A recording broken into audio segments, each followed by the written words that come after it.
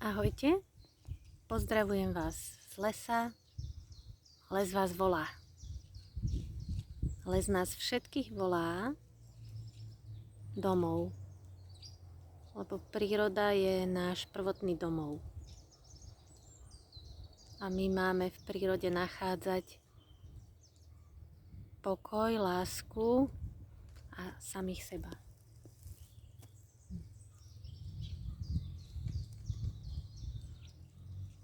A sami seba spoznávať. Spoznávať svoje vnútro, ktoré ladí s frekvenciou tohto stvoreného, prírodného sveta. A tam aj patrí naše bytie. Do tohto prirodzeného, harmonického, Božím kódom nastaveného sveta.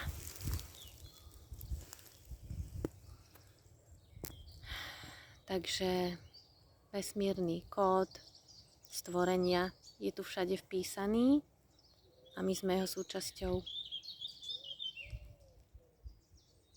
Tak vnímajme to, prežívajme to, odporúčajme to. Prežívanie tohto vzťahu s prírodným svetom. Liečme sa týmto prírodným svetom. Nachádzajme v ňom odpovede. Nachádzajme v ňom pokoj, domov, zdravie. A všetkých vás sem pozývam do prírody. Príroda je náš domov. Tu patríme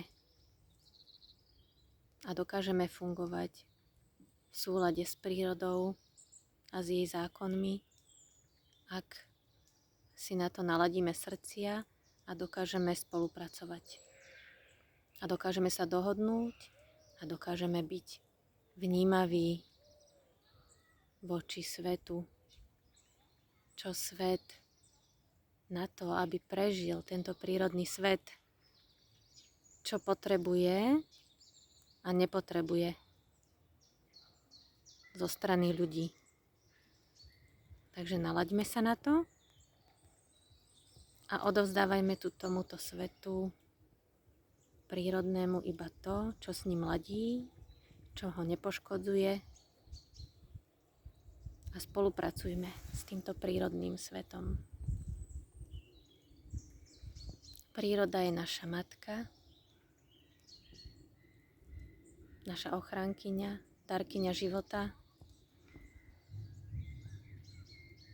A za to jej buďme vďační. A žijme tak, aby sme tu dokázali prežiť a aby sme mali život živý. A nie život v strese a v naháňaní sa a v ničení všetkého okolo.